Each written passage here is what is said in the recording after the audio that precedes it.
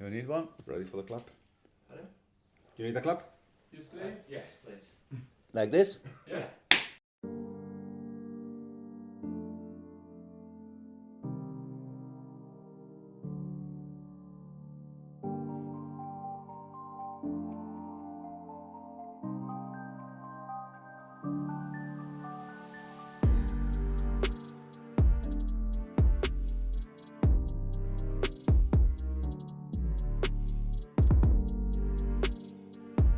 Hey Gwim, how are you? It's first of all, it's a great honor to have you on our show. This is the very first episode of Let's Talk Football with, and it is an immense honor to have you on our show as the first guest. How are you?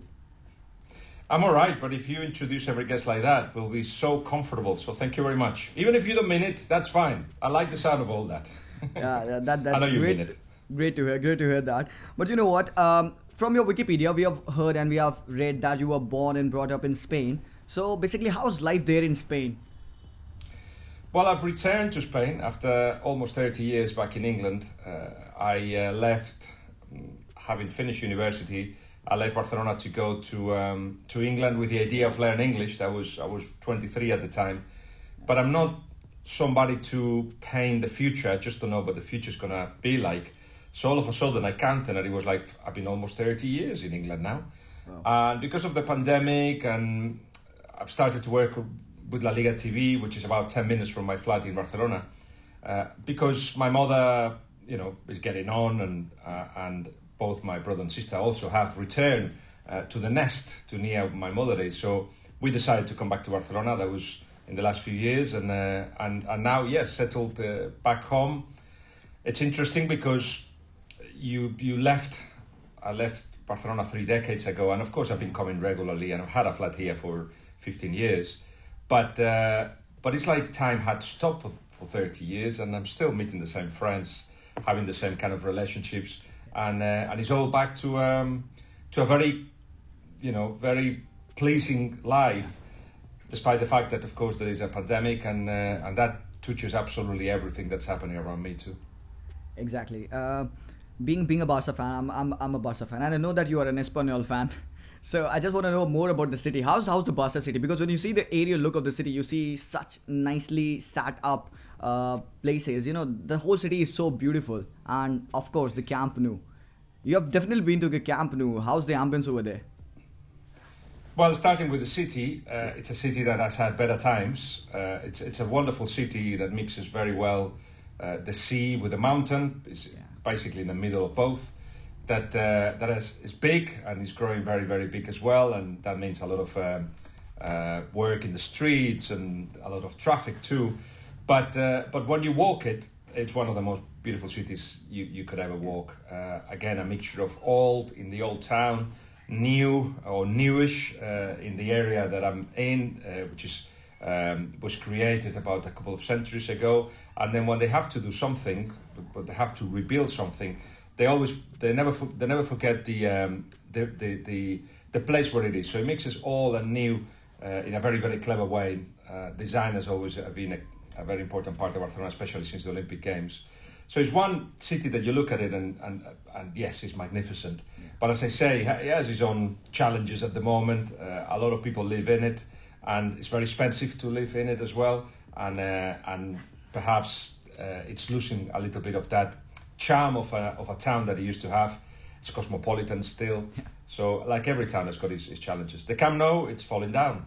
It's an old stadium in a far away part of town where there is not much going on. So that's why Barcelona want to rebuild it and make all that area an area of shopping centres, of cinemas, to rebuild it basically. And they haven't been able to raise the money yet, but I think they are in the process of doing so. Yeah, we have heard about that project of Espai Barcelona. I'm aware of that they were working on remodeling the whole structure over there, like you said, adding the shopping malls and everything. So let's see what will happen over there. But let's talk about you more. Your father was a goalkeeper. I think he played as a goalkeeper. And is there at that particular moment your love for football began, or was it something else?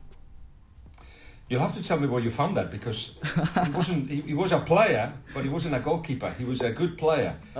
He played for Horta. He was an outfield player, I was the goalkeeper. Oh. So because I wasn't good as a player, I imagine, I was told when I was a kid, and they put me on goal. And in fact, in that team that I first started playing, we had two very good goalkeepers, my best friend and me. So we shared the time. He played one half, I played the other half, and we became the first and second best goalkeepers on the division. I think I conceded 3 goals, he conceded 2. Yeah. So it was a good team. This was when I was in school, and after that I just played.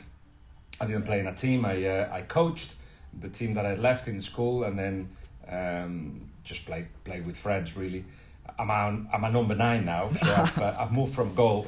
Yeah. But yeah, football has been as it is with every kid in Spain, an important part of my life in terms of both following it closely and playing it. But I'm not obsessed about it. I'm not in love with it. It's not my priority. It's not my most important thing. In fact, in terms of profession, when I became a professional journalist, I wasn't a sports journalist. I wasn't a football journalist. I was a journalist. They prepared us at the time as that, not so much a specialist in journalism, but just in general, how to be a journalist, how to have curiosity, how to ask the questions, how to prepare for radio, how to prepare for television. And football came to me. Yeah. There was a magazine called Don Balón, a football magazine. They didn't have correspondent in the UK. I was living in England at the time. I said, well, I'll do it for you. Then I called Sky Sports Television, and again, they invited me to the show. And then once you're in television, a lot of doors open. But yeah, football is not my priority. Having said that, my biggest hobby is to be the chairman of a football club. Yeah. But again, if we have a chance to talk about that, it's not about football. It's about mixing with people, their energies, their desires, their wishes, and put all that together.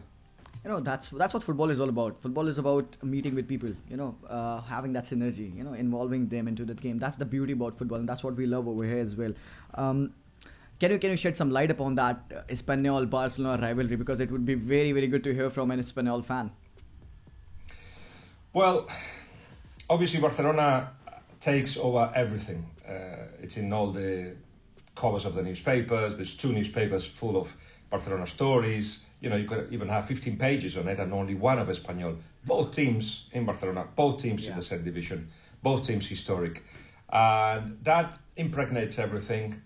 It looks like if you're not a good Catalan, if you're not a Barcelona fan, and that is absolutely wrong.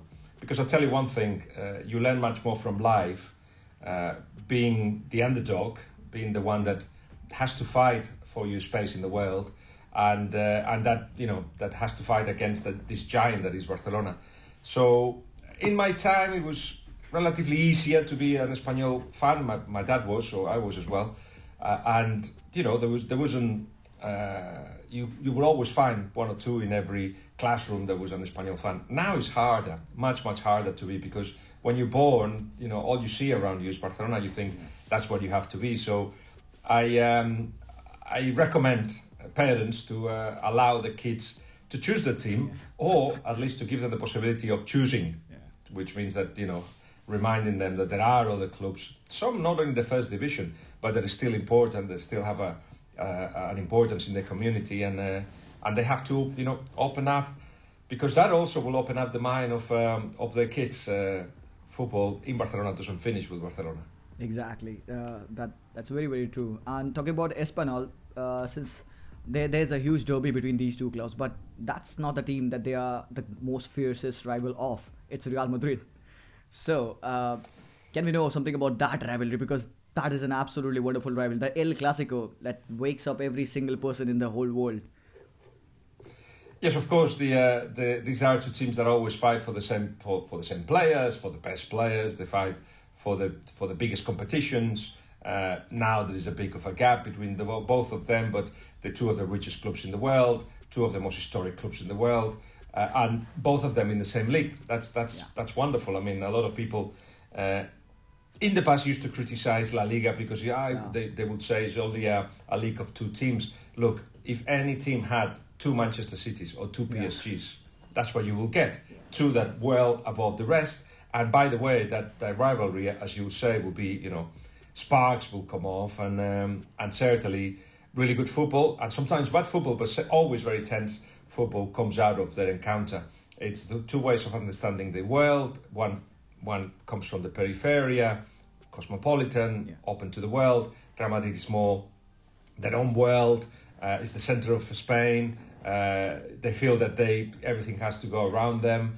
And Spain, yes, is divided between those two sides. I think more and more what we're getting, perhaps people tired of hearing about Barcelona and Madrid, is it's like I was saying about Espanyol. There's a battle to find some space. But I feel that people are willing more than ever, the new generations, to battle for that space, to actually find in local teams an opportunity to be different and to think about the world and about football differently. But yes, Barcelona-Madrid, biggest rivalry in the world, I think. Absolutely, that's true. Whenever we play against Real Madrid, I'm shaking like anything.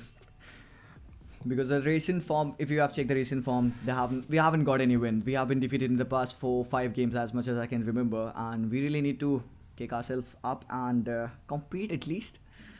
Coming back to the next question, it is focused upon Lionel Messi. In your interview with Lionel Messi, you describe his career in those 2 flights. Es que ayudar a rellenar los huecos de los 2 grandes viajes que has hecho. De Rosario a Buenos Aires y de Buenos Aires a Barcelona con 12 años y luego este de ayer. One from Buenos Aires to Barcelona and the other one from Barcelona to Paris. You basically described his entire career in those 2 flights, and that was fantastic.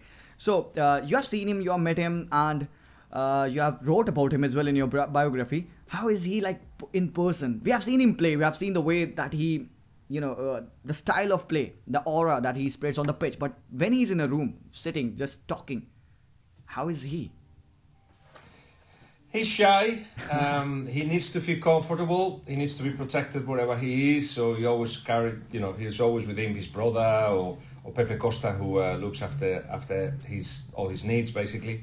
So he has that, and then when he feels comfortable, he opens up, and then he's cheeky. He's got a funny twist. He likes to make jokes and he likes to laugh and relax himself. I think he's changed a lot since he had kids. He went from a time where football was everything and losing was like a little death, as the French say sometimes, and wouldn't talk to Pep Guardiola or Luis Enrique for 3 days after a defeat. Now with kids, I think he has relaxed a little bit more.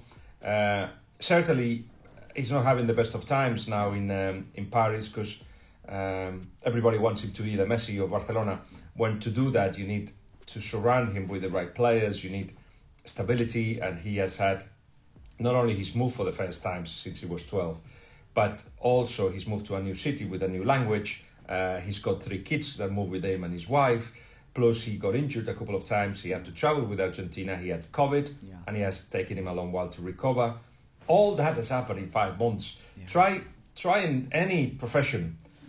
You go through all that. Let's see what your performance is. Not the best. Having said that, he scored 5 goals in the Champions League. Of course, the target, he smells that, and everybody knows that the target for PSG is the Champions League, which means that it tends to be where everybody puts their best efforts. But for Messi to play better football, if that's what people want, I'm sure, you need to surround him by the right players. And right now at PSG, there are at least 4 different ways of thinking about the team. Mbappe's way, putting the ball into the space. Neymar with his dribbles and wanting the ball to his feet. Messi wanting the whole team to be compact. And Pochettino trying to put all that together. So it's not easy. It's not easy at all. Also, you have a lot of players with a lot of experience who were the top players in their teams. Wijnaldum or Sergio Ramos or Donnarumma. And now they come to PSG. They have to be, a clock in the whole machine. To put all that together yet again and then make them play well, not easy at all. Wow, okay, that was very enlightening. I mean, we see that Lionel Messi is struggling over there for form, but I don't see a dip in his form. When I see him play, I know that guy is trying everything, but then you see the team not able to click, and sometimes the tactics of Pochettino aren't clicking, and you feel, okay, is there now a need for a change? Do we know something about that changing in terms of personnel in that management role? The first thing to say about that is that to analyze PSG, you have to look at the bigger picture. What kind of club it is? Is football the priority, or is it like a marketing tool for Qatar? What is it? Because if it's a football tool, then there are certain things that have to happen. You have to give the manager a lot of space. You have to give it the authority. You have to reduce the importance of the players. You have to define a squad based on an idea. You have to choose that idea, and then you have to get the players that will fit in that idea. None of that is happening. None of that. So I guess the same way that it happened to Tuchel and Unai, PSG will decide, right, Pochettino's not our guy. Maybe in the summer, let's now bring Zidane, for instance. And then people will say, see, it was Pochettino's fault, in the same way that they said it was Tuchel's fault or it was Unai Emery's fault. And you think, well, when Unai Emery and Tuchel leave, they actually win titles, European titles, with worse teams. So what is the problem, really? And it seems to me that the club has to define really what they want to be in a way that will help them succeed. And it's not just by getting the best players around or the players that are available, but to have an idea and to stick to that idea. If they manage to do that, I think they'll be more consistent winners than they have been so far and play better. Exactly. Let's talk about Barcelona, because in one of your press conferences, you asked this question to Xavi about Pep Guardiola, saying when he was appointed as the manager of Barcelona, his first words were about working hard.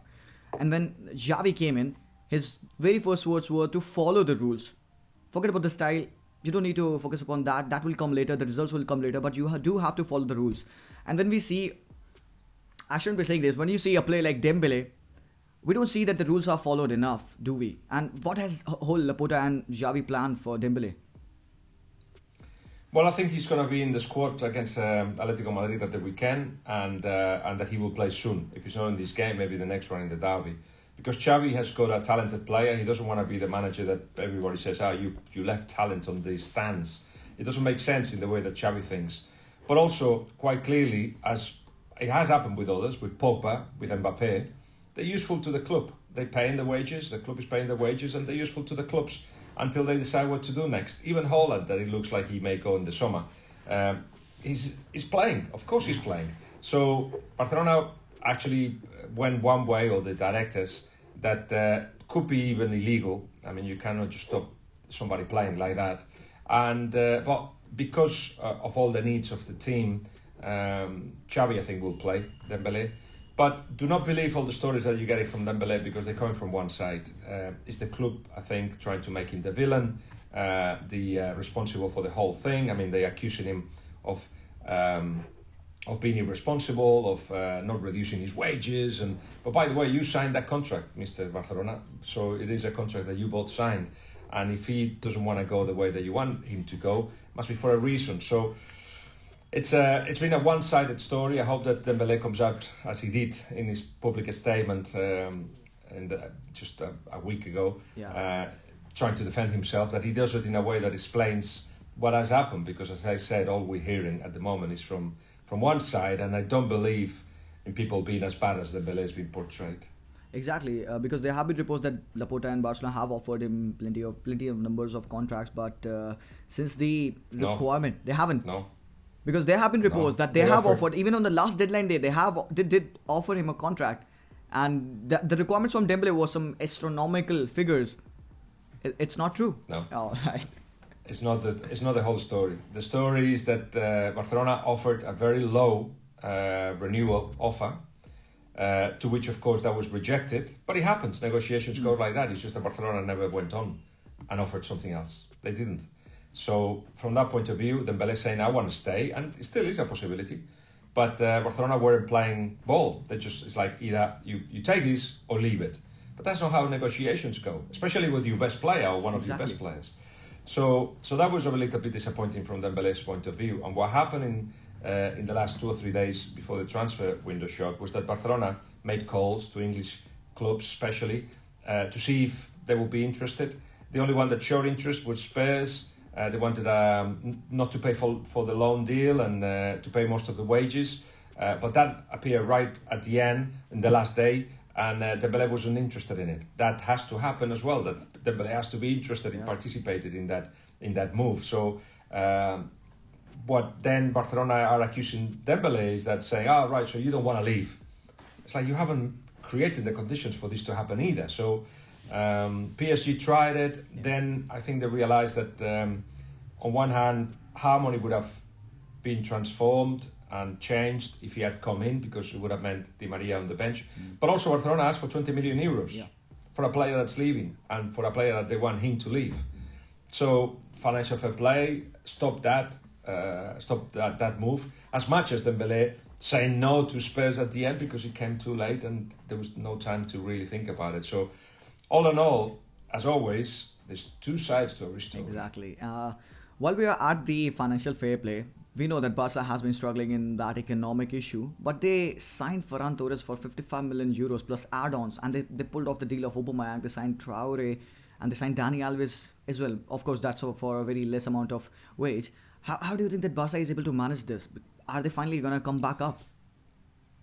Well, everything they've done has fitted financial fair play. So they had a limit of how much they could use, and they've used that limit.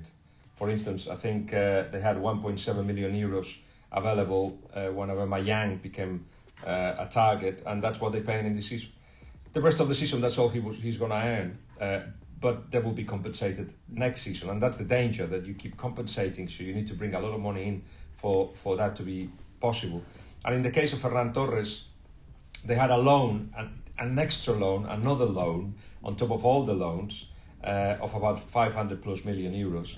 With that, they can pay the 55 million, but of course the wages had to again fit what was available. But remember, Kun Agüero has retired, so some of that could be used to Ferran Torres. And again, whatever he doesn't get paid now, it will be paid later in the future. So that's more or less how it has worked. But I think they're banking a lot on things going well, Exactly. and things improving, and Barcelona qualifying for the Champions League, for instance, because these payments to be done in the future mortgages the club anyway. So they think they can do it. So let's see. Yeah, exactly. We'll have to see. We'll just have to hope that everything just falls into place, because we are hoping for some big news coming into the summer. We definitely want a striker. I think you understand where I'm going with this. Well, talking about another GOAT, that is Cristiano Ronaldo, and in your biography, the book that won the Football Book of the Year in Polish Sports Book Award in 2016, you talked about Cristiano Ronaldo over there, and there's just a simple insight about Cristiano Ronaldo that he was once challenged to a game of a ping pong by Rio Ferdinand, and Ferdinand defeated him, and then Cristiano personally brought in a ping pong table, and he practiced for 2 weeks, and then he publicly challenged Ferdinand and then defeated him. We know about the competitiveness of that guy, and you have been with him, and you know everything about him. How is he in person again? Because that's what we also want to know about. Yes, it's again somebody that needs the world to go around him. That is funny, but in his own way. So he's the one who's got to make the laughs and who's got to make the jokes, and he needs to be the center of attention. It's a little kid, or a big kid if you like. And yes, he's got obviously. I think he relates his importance as a human being. He relates that very closely to his performances on the pitch. So the fear when that happens is that what happens to him, or those kind of athletes, when the machine stops, when they stop being in the running machine that they're in all their lives, you know. And he's preparing for that. He's preparing big time. He's been very clever with his business ideas, hotels and so on. So I think he probably will be ready, but he still wants to play because he needs to be on the stage. He needs to be seen. He needs the devotion of everyone, and he needs to enjoy success. And yes, that competitive nature is what took him to be what he is. Exactly. Well, because we were talking about the two GOATs of football, and we see some contrasting differences in their personalities. But both of them are born winners. Both of them are leaders, and they want to win everything that they compete into.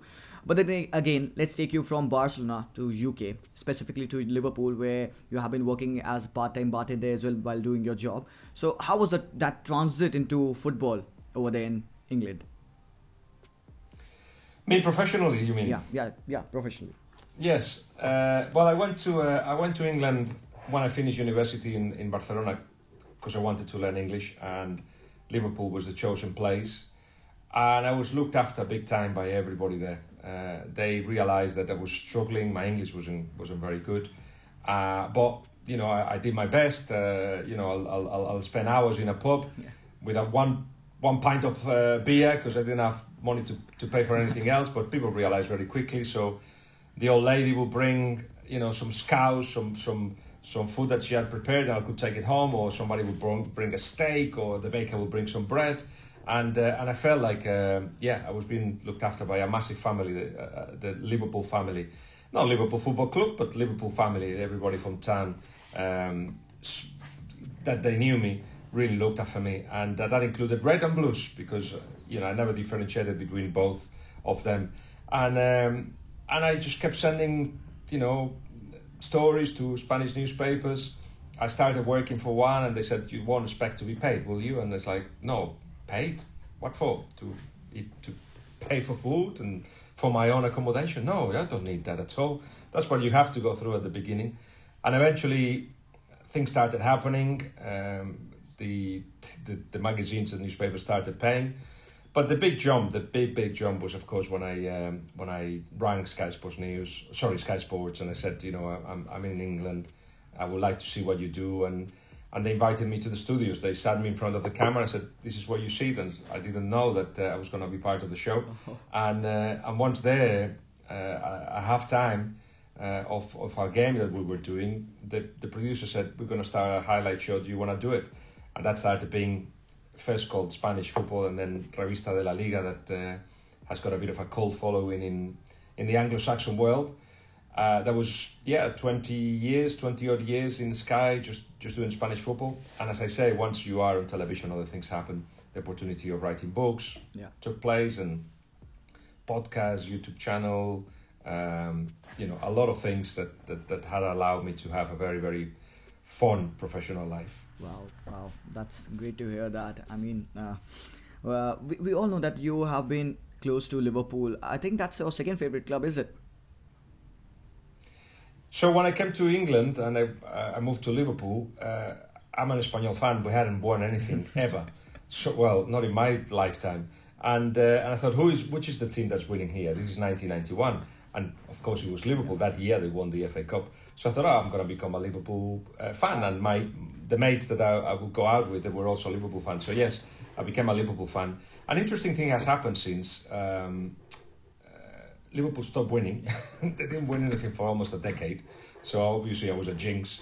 But more importantly, especially when I became part of the Biggles United, the world, the club I'm the chairman of, nothing else matters. Espanyol doesn't matter so much to me as it used to.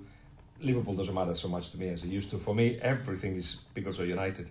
And people say, yeah, but you must have a proper team. Biggles United is a proper team. We are in the 9th division. Yes, we get, you know, like last Tuesday we had 200 people in the ground watching. That is a big attendance. But it's my world, and it's my club. It's the biggest club of my life. It's the club of my life, basically. So the rest, yes, I can talk to you about my time as a Liverpool fan, and you know, I still go to Espanyol games, and of course I want Espanyol to win, and yes, there is an emotional attachment. But nothing feels like a victory with the women's first team or the under-23s of Biggles United, you know. Exactly. And we have heard that the brother of Ansu Fati is also there.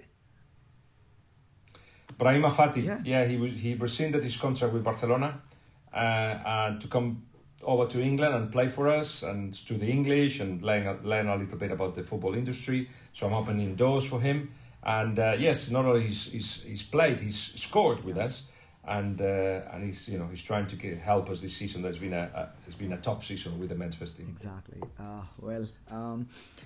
Let's talk about Liverpool's most fiercest rivals, not Manchester United. Let me shed some light upon Everton, because when Rafa Benitez got appointed as the Everton manager, there was a lot of backlash, and they sacked him because they weren't doing good. So could that have been a season on the brink for Rafa Benitez if he would have stayed longer? Let's say if Everton would have trusted him, if the fans would have trusted him more, could we have seen something special coming in from Rafa Benitez? I think Rafa wasn't given enough time to do what he had to do. And people would say, yeah, but he lost a lot of games. Of course he did. And he had to go through a lot of things that were happening at the side, big injuries. There were new players coming in. In fact, 4 very good players that will go straight into the lineup very soon. If you had given that opportunity, I think you will be talking about something else. I understand that people are very bitter at Everton fans are just have had enough of what's been going on. I had conversations in one of the podcasts recently that I did of the Pure Football podcast was with Evertonians that opened my eyes about how deep is the hurt of the bad things that have been done in a long time, how much mediocrity has set in the club and how it needs a reset, if you like. But that's what Rafa Benitez was willing to do. It's just that many people decided that was not the case, that they were not, despite his experience, despite the fact that he's an honest man, a hard-working man, they decided that no, we don't want him to be our manager. So that plus the fact that the club didn't back him up either meant that there was no way out, and apart from to break the relationship. It's a shame, I feel, because he had identified a bunch of things that, guess what, the next manager will also have to identify himself and then apply, if he given the opportunity, apply the right solutions to it. So it's not an easy one because, of course, I understand that, especially when you live in a town or when your club is in a town with another club that's doing so well, like Liverpool, it hurts even double when yours is not doing well. Everton is a historic club that won titles. I imagine everybody wants them to go to that place again, but I think everybody should realise that the club inside and outside it, that you have to set very high standards in everything that takes place there, inside the club, very high standards. That's certainly something that Rafa Benitez was trying to do. You don't do that in 6 months. Exactly. I'm telling you that. You need much longer. People decided that is not the man, fine. They'll have to find another one and good luck to Frank Lampard. Exactly, and we cannot see the same thing happening to Lampard as well, because he has got the reinforcement that he wanted. Donny van de Beek, Dele Alli are over there. If, let's say, the worst case scenario, he fails to do what they demand him to do in the next 6 months or so, can we see the same thing happening with Lampard over there as well, or would they be trusting him more? I don't know. We'll see. Yeah. We'll see. The fans want changes beyond the managerial. All right. And they need the club to set those standards very high, and that's what has to happen, with or without Lampard. So I just think that the fans should help set those standards, and of course there is a time for protest, and there is a time for backing the team up, and there's a time to demand things to the board, and there is time to back up decisions. So however you do that, the timing, or when you go one way or the other, that will also help Everton to reach bigger heights. Also, we have seen throughout history that there have been occasions and there have been moments where some extraordinary talents have been destroyed because they weren't able to live through what they were supposed to. And recently, we have seen a lot of pundits saying that it is because of the huge cash influx, the money that these players are getting when they are so young. Do you feel sometimes when you sit and wonder, do you think that the footballing world has been spoiled because of the money? Money, when the intervention is so big and so crucial, of course it affects people's lives. They are living in a bubble, aren't they, players? And that's got good things and bad things about it. For those that can manage that bubble and do not forget that there is a world out there, life will be fine. For those that think that the bubble makes them the king of a kingdom, then you've got a problem, because they're not facing very well the rejections, or they're not facing very well the criticisms, or they're not facing very well the real life. So to keep that balance is not easy. I think the clubs have been more aware than ever of the context of the players, their education, where they're coming from, and they're trying to protect them and help them. But it doesn't always work that way. You expect clubs of the highest caliber, Manchester United, Liverpool, Chelsea, PSG, Real Madrid, Barcelona, that they actually should look after the players in a way that they can perform well. But again, they don't forget that there is a world out there. I think a lot of stuff has been done in that direction, but let's not take players away from responsibility. Exactly. They also should know that there is a world out there, and if they It's very comfortable to be in that bubble, but there's enough evidence that depending how you leave that bubble, it could be a bad thing. The players, the agents, the families, they're all responsible for how a player is educated or a person is educated. So if something goes wrong, everybody's got to look into the mirror and says, okay, what is it that we did wrong? And certainly there are some players that, you know, they are wired up that way, that they're not good people. It could certainly happen. But if that's the case, I'm sure many should have identified it earlier and act upon it. It's a complex subject, but one in which I feel everybody is responsible. How a player acts is the consequence of the intervention of many people, not just money. Exactly, because according to me, money has always been a part of football since the very inception, and now we see it growing only. It's basically about how you take it. It's basically about the mentality. Of course, you need to be surrounding yourself with some good, trustworthy people who can guide you. Of course, the club has to do a lot in that field as well.